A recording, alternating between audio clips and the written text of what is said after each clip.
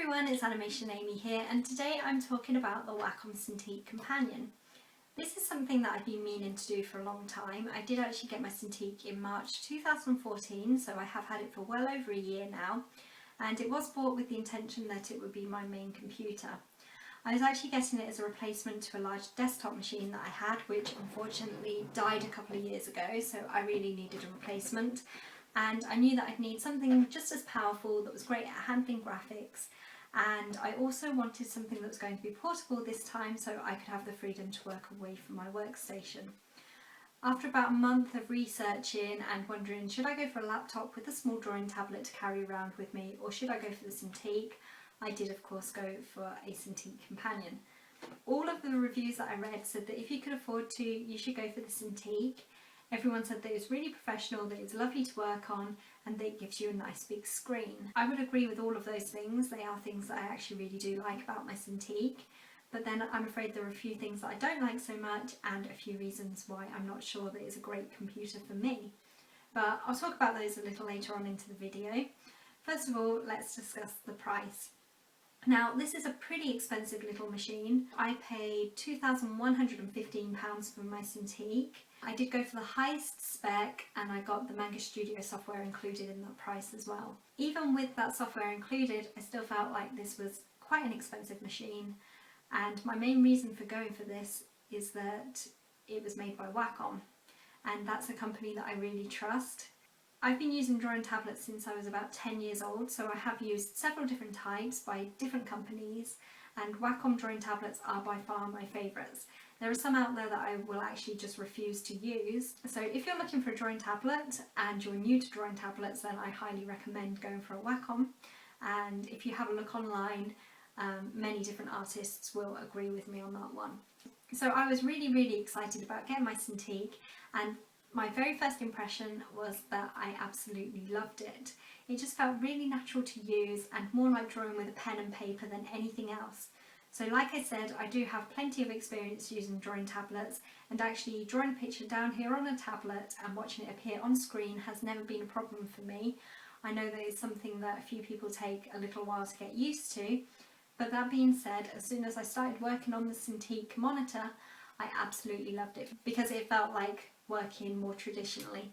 The first thing I noticed that I wasn't so keen on was that the screen heats up quite a bit, and I suppose that's to be expected since it is a monitor, it is going to get warm, but I'm one of those people who tends to lean on whatever they're drawing on, so whether it be paper or a drawing tablet, or in this case the screen of my Cintiq.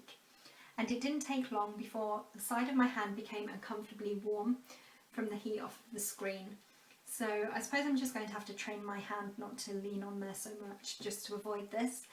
The second thing that I noticed was that the battery life seemed to be quite poor. So I couldn't go very long at all without actually having it plugged into a power supply. And this seems to be something that's getting worse with time. A couple of months ago it just started closing down altogether, and I was really struggling to get any charge into it at all. First time this happened, it just went to a black screen with a couple of colourful lines down the side. I actually put this problem into Google and saw that there is a known fault on the pre-July 2014 models, and Wacom are aware that these Cintiqs may have a charging issue. So I'm hoping that this is something that can be resolved. The next thing I noticed was that it's quite a noisy machine, so there's this constant loud humming going on. I did wonder if it was just mine, so I put it into Google and I found at least one other person complaining about this. So I don't know, it could be all of them. The next thing is something that I think is much more serious, and that is I seem to have like dead pixels on screen. I had a look online again to see if anyone else was getting this, and it seems that it may be bits of dust that have got underneath the screen. Lots of people are complaining that particles of dust and even hairs have managed to get underneath the screen somehow. I just find this really disappointing in a professional design tool, because it's really important that you can actually see the graphics that you're working with. The next thing probably won't bother you if you just want to draw on the Cintiq, but as you may have guessed, the majority of work that I do is actually animated, and when I'm animating I usually have to record my own voiceover to put on the timeline. and I just can't do that with the Cintiq. Either the quality of the microphone is really poor, or it's picking up that humming sound that I described earlier. I don't know what it is, but I just can't use any of the recordings that I make on the Cintiq. Another thing that I don't like about the Cintiq is the really poor quality microphone.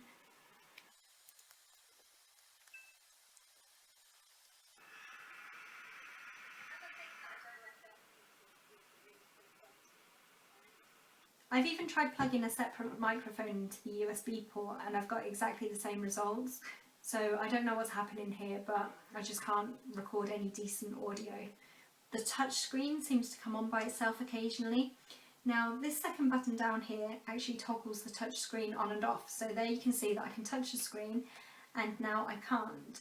Now I have the touch screen on for when I'm browsing the internet. I find that quite helpful, but then when I'm actually working I set that to off, because as I said before, I do actually lean on the screen when I'm drawing, and if I do that the screen will move to wherever my hand is touching. So I just find it really weird when I've got that set to off and I'm drawing, and then all of a sudden it will bounce to wherever my hand is and I'll find that the touch screen is back on.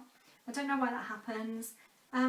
If any of you guys out there actually use the Cintiq Companion already and you've had any of these problems, or if you know how to fix any of these problems, then please do put a comment in the comment box below, because I'd love to hear from you. Something that seems to be quite unpopular with all Cintiq users is this stand. Now compared to the actual computer itself, the stand does feel quite cheap and plasticky.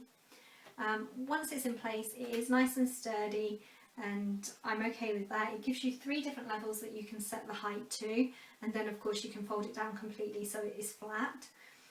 So it's currently on the highest setting. I can drop it down here to the lowest level and pull it back up to the medium level, and then take it up here to the highest level. Now it seemed to behave quite well that time, but occasionally I find it a bit of a struggle to actually slot this into place and the screen will fall off of the back. And because of this as well, because this screen does quite easily slip out of the back of the screen, when I'm carrying the Cintiq I have to carry it down here close to the stand so that I can hold both things together, and I often accidentally hit this button down here. So this is the power button, and I just think it's in an awkward place because I always hit it with my hand whenever I'm picking up the Cintiq with the stand. And once you do that you need to be able to sign in again.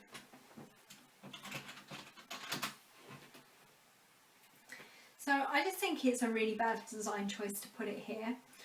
I would prefer if it was up at the top so that it was tucked away, but that may be a problem if you're left-handed and you wanted to actually tilt the screen around, so you use it this way around, because then you would be drawing with the left hand and actually using your right hand to press the buttons down here, and then the power button would be right on the bottom of the screen. Okay, the stand's just fallen out again as well.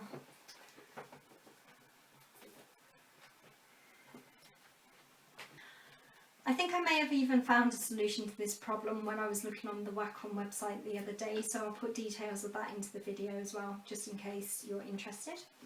Another thing that really frustrates me is that it's such a struggle for me to get any of my devices to actually communicate with the Cintiq. So if I plug my iPhone into the Cintiq, it will know that it's connected, and often it will show it's connected, but not always. But it will very rarely let me actually click in and access any of those files. If I continue to try, I will eventually gain access to those files, but I just find it a lot of hassle. I just want to be able to plug my things in and actually get the files that I need. But no matter how hard I try, I just can't gain access to my digital camera through the Cintiq. So again, when I plug it in, it will actually know that it's been connected, and sometimes it will even show up in the folders, but as soon as I click into that, it will just disconnect. So I've had to use somebody else's laptop to retrieve those files of my photographs and my videos, and then I've had to transfer them to the Cintiq some other way. So it's just really annoying to have to rely on somebody else and to borrow somebody else's computer. So they're my thoughts. I'd be interested in knowing what you guys think. If you've got a Cintiq or if you're thinking about getting a Cintiq, I'd love to hear your comments if you want to drop them into the comment box below. Overall, I think it's a very expensive computer, but it is fun to work with and does feel natural. So if you're looking for something portable that you can just take out with you and draw on, then maybe the Cintiq is right for you. But I think there are too many reasons why it can't be my main computer. I've got too many reasons why I need something else that I can use as well. So yeah, they're my honest opinions. Thanks for watching this video, and I hope that I've helped somebody.